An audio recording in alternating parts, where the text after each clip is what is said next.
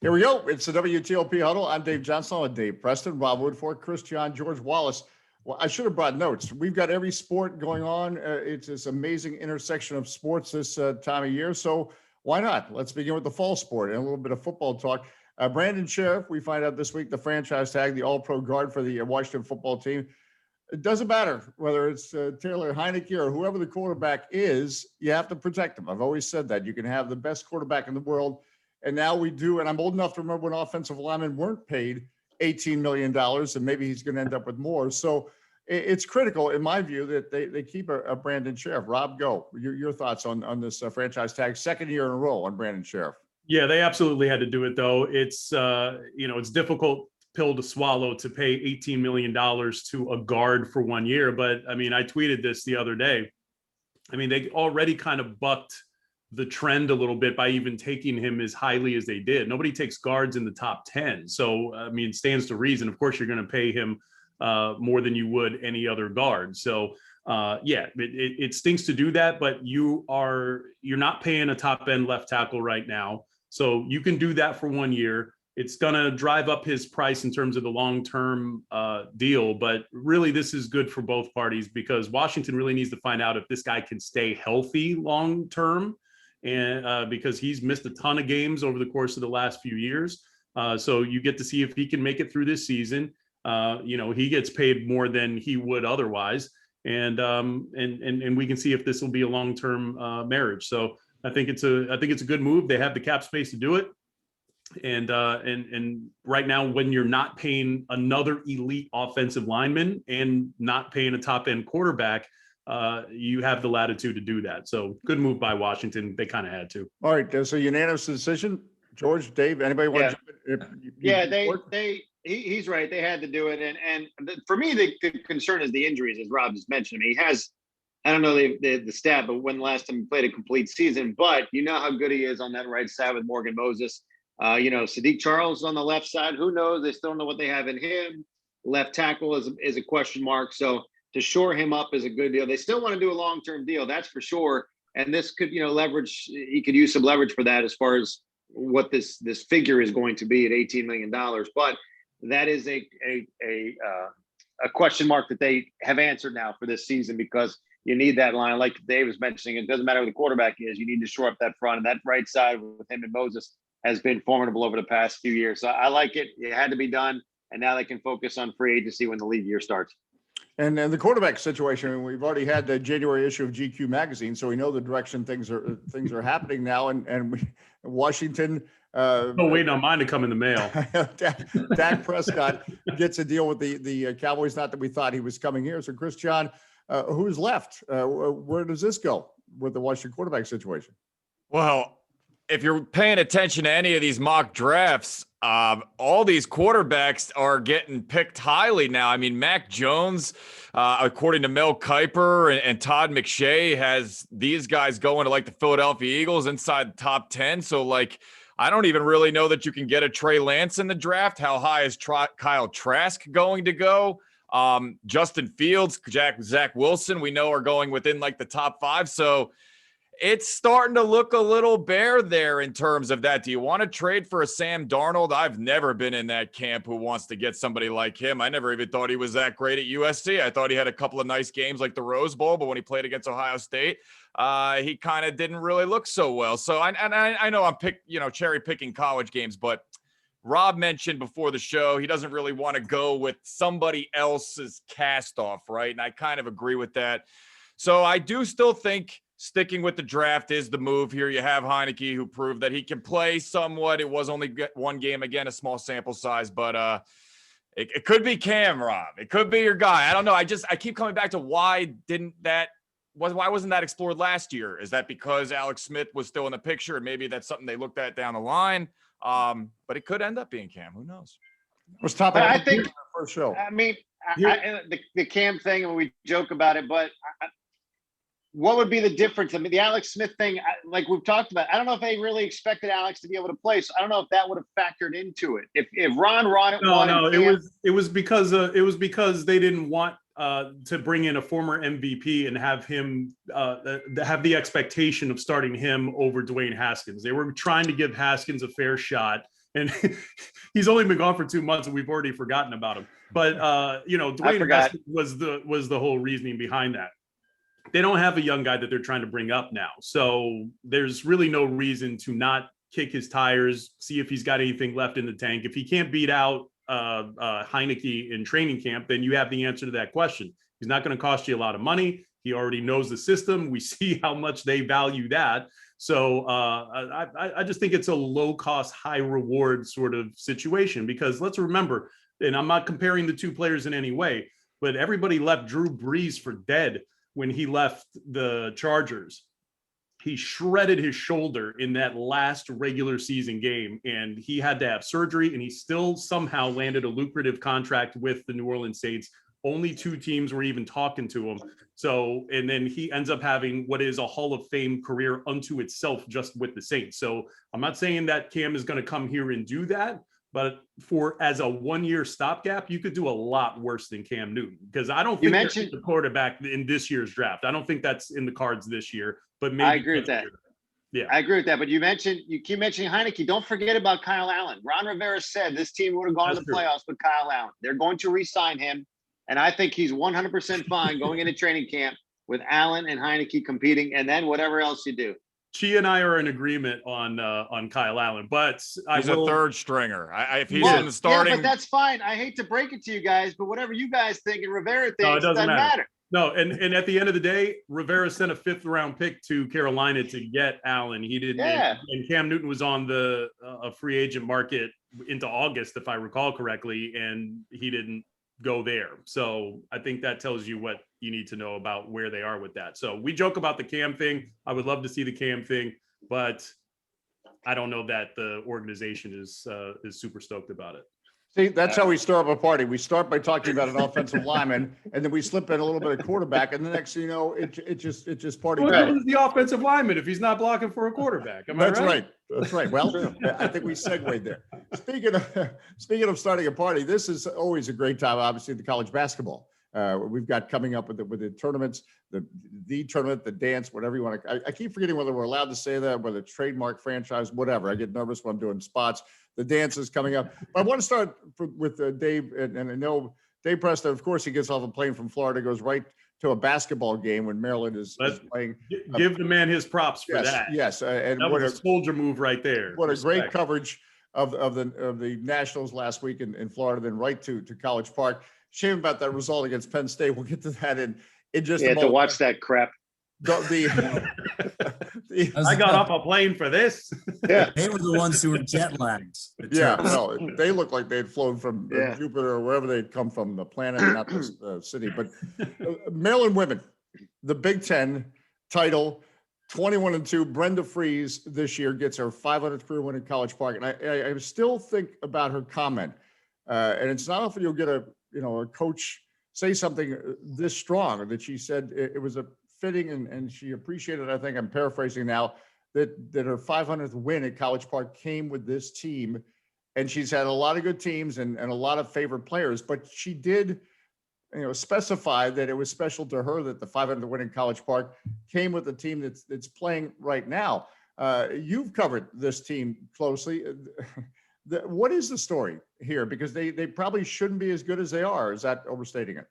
No, Brenda's done a great job making the whole greater than the sum of its parts since she came on board almost 20 years ago. And this year, incredible challenges. Lost 3 starters to graduation, lost 2 more to transfer. 2 kids who she was expecting to play well this season.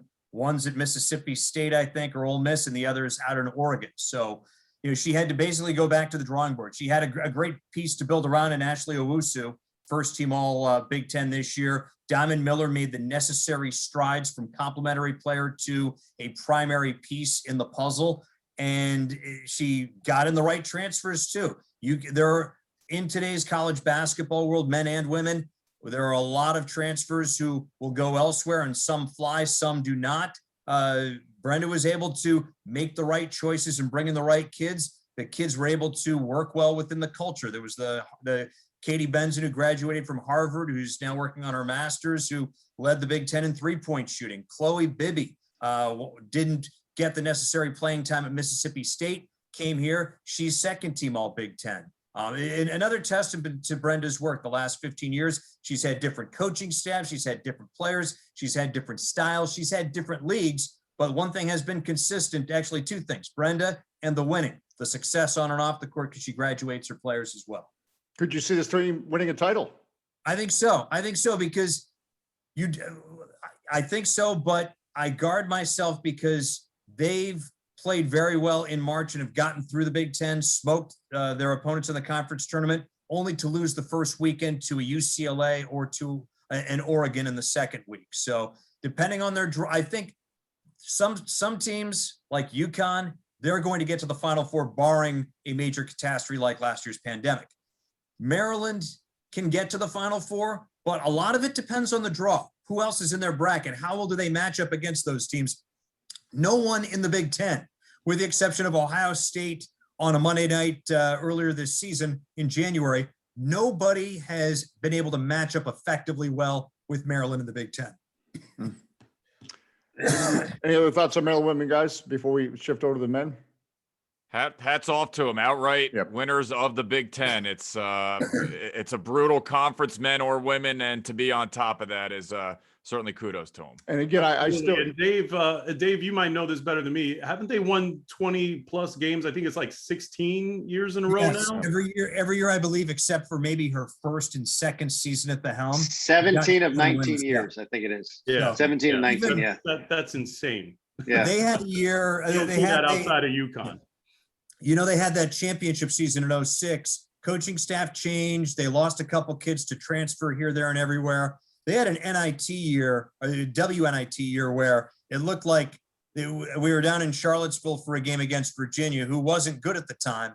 And I think there were maybe 6 or 7 kids who were able to play due to injuries and stuff like that. There were times that year where it looked like Brenda was holding the roster together with duct tape and paper clips. And she was able to somehow get 20 wins out of that team. That's, she can, just like Bum Phillips used to say about Don Shula, he can take his and beat Yoren. He can take Yoren and beat his minus the cowboy hat. That is 100% my favorite quote among NFL coaches all time.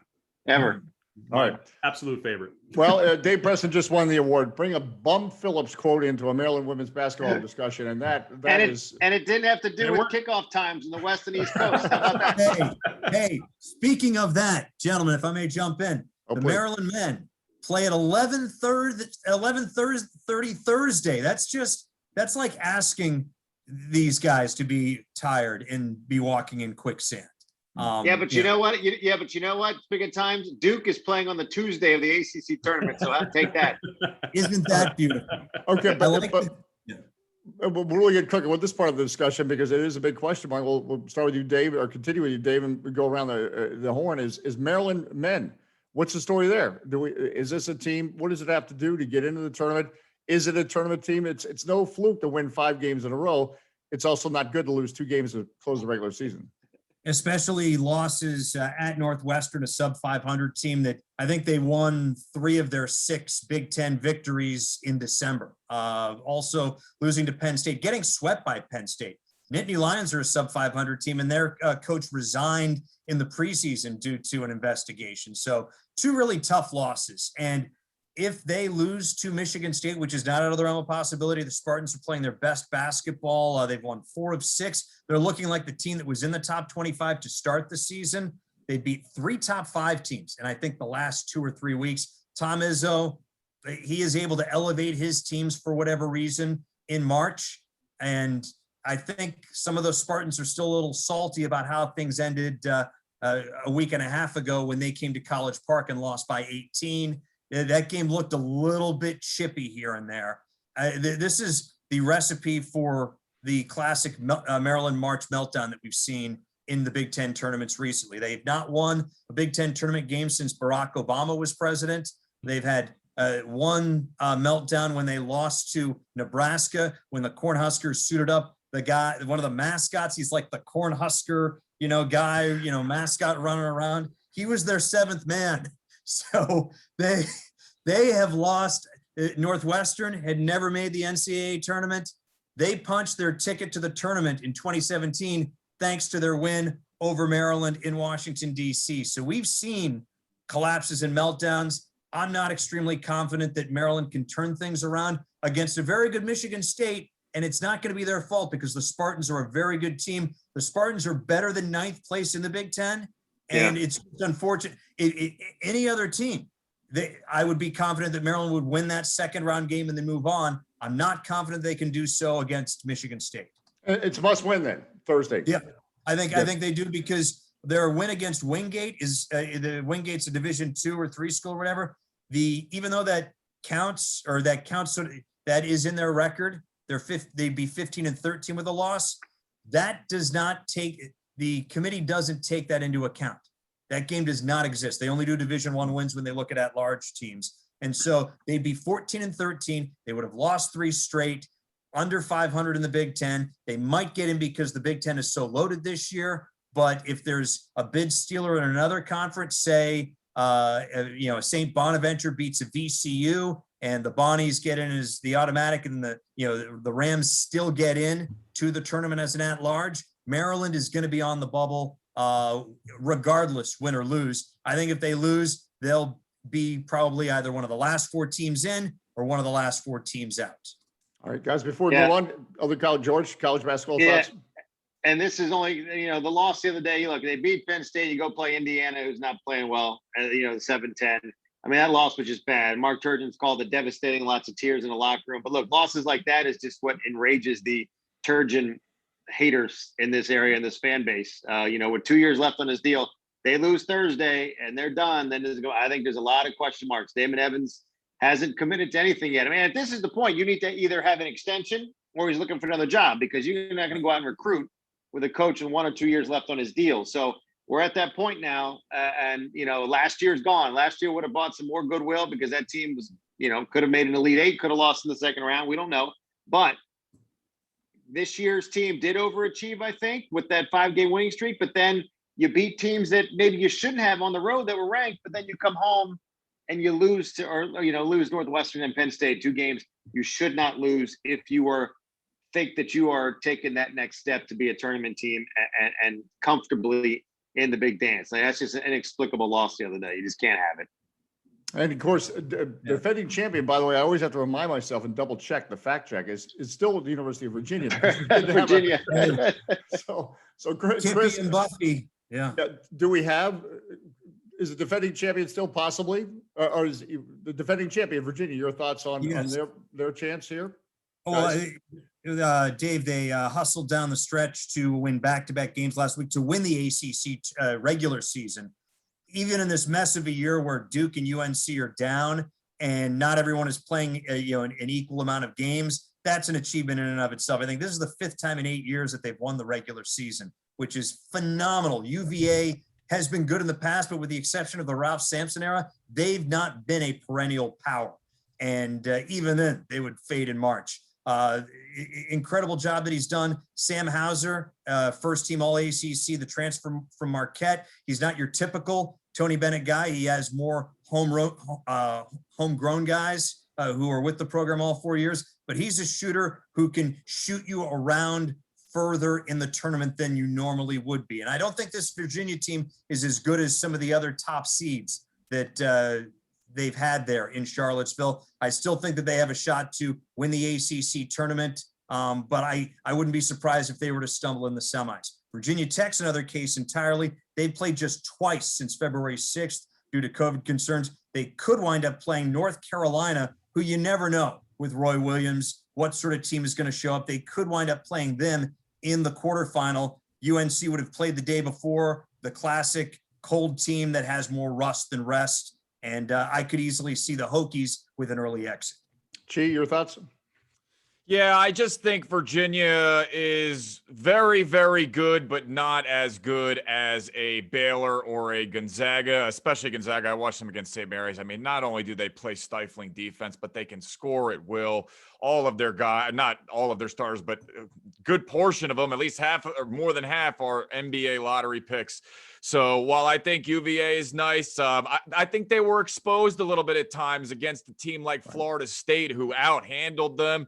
And then Duke, they beat an 11-11 Duke team, beat them. And then NC State was even worse. So yes, they've had a nice couple of wins lately against Miami and Louisville, but those aren't outstanding teams. UVA is good. I think they win the ACC tournament, and hats off to them for winning the regular season. But I don't think they're going to win the title. Rob?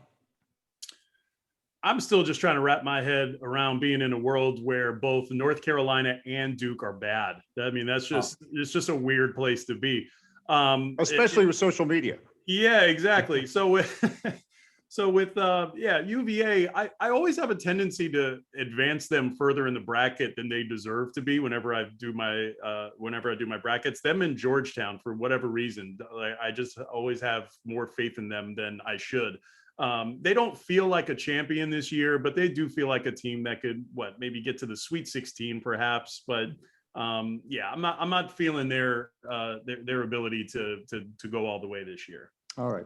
Closing moments. We'll just throw out whatever topics on everyone's mind. I'll start just with the Wizards is about to get into the second half plus. They have 38 games left versus 36 games because of the COVID-19 shutdown. And for me, that's the bottom line. The Wizards, you look at going into the All-Star break, winning 8 of their last 11 games, and also against some of those opponents, regardless whether Anthony Davis was playing or Paul George, et cetera, still quality wins. So it's no fluke in the NBA if you win 8 of 11 games.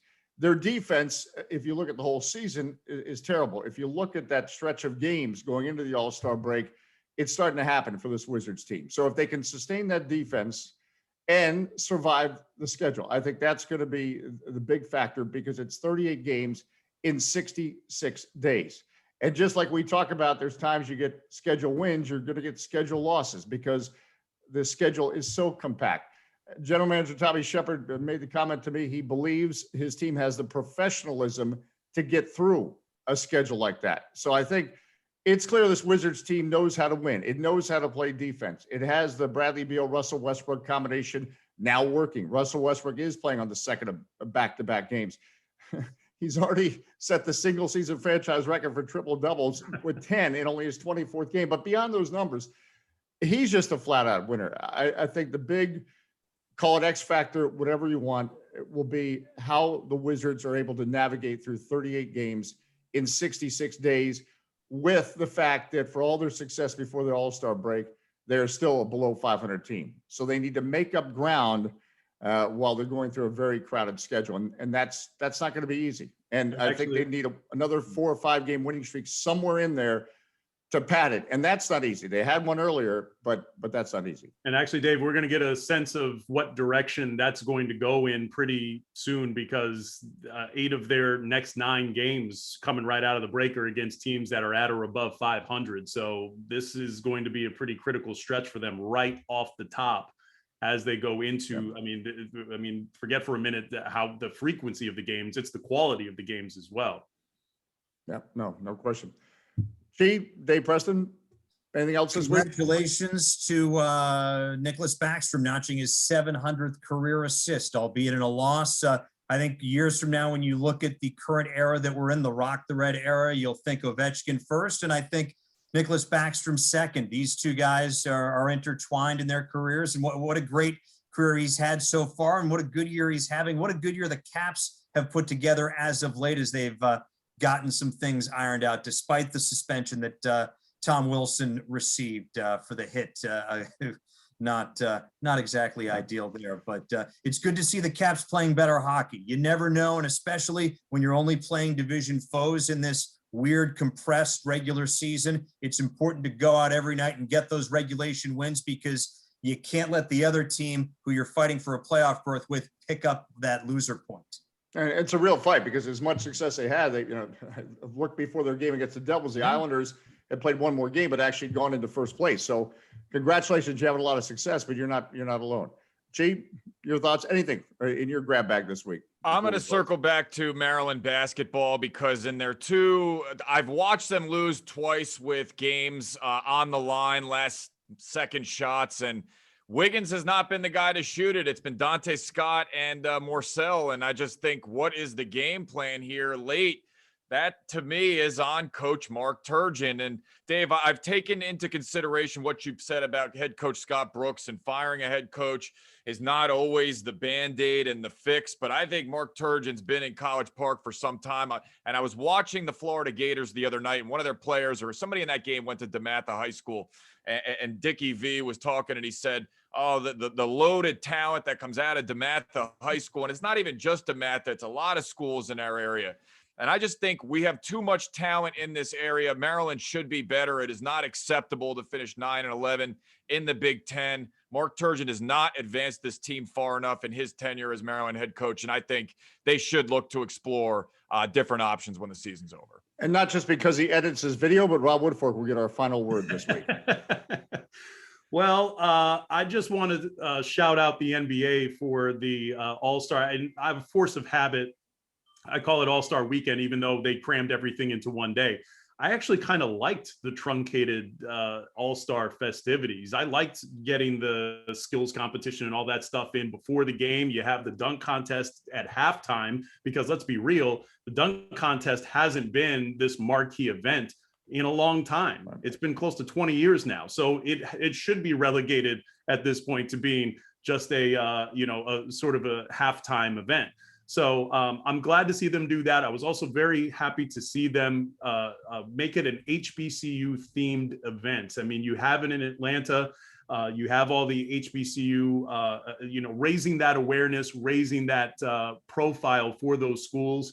Hopefully this leads to a level of awareness that allows for kids to consider those as options now as they pursue their athletic careers. We saw Deion Sanders now as the head coach at Jackson State. That has raised the profile of that program. It's raised the profile of HBCUs in general. So glad to see this. And as somebody who went to an HBCU, very happy to see it. And I hope it continues. And I hope that it leads to more marquee athletes going to those schools and further raising those profiles. I gave him a shout out last week, and obviously Georgetown and John Thompson being the first Black head coach to win a basketball title should be celebrated. But it also needs to be pointed out, my good friend Lincoln Phillips won an NCAA men's soccer title with Howard twice, actually, in 71 and 74. They were stripped of the titles because of, I think it was player eligibility issues in 71, but they won it in 74. And Spike Lee did a movie on it called Redemption Song. So, and obviously Howard University, HBCU school. So as I was talking with Lincoln Phillips last week, and I did a shout out on my sportscast, because we should remember accomplishments like that, because it is significant, and it is part of what makes the sports world wonderful. We have so much going on in so many places, and we should do our best to celebrate all those places. And I think this week we tried. We brought it a lot into the conversation. Could not forget about Brenda Freese's accomplishment. I know I'll get emails about Caps fans. We didn't talk enough hockey. We only have so much time. We do need to talk more about the Capitals going forward. We all get those emails, but we just only have so much time, and there's so many teams, and that makes it a lot of fun. As always, for George Wallace, who actually had to talk about sports on the air, Chris Cichon, Rob Woodfork, and Dave Preston. That's this week's WTOP Huddle. Great. Thank you, sir.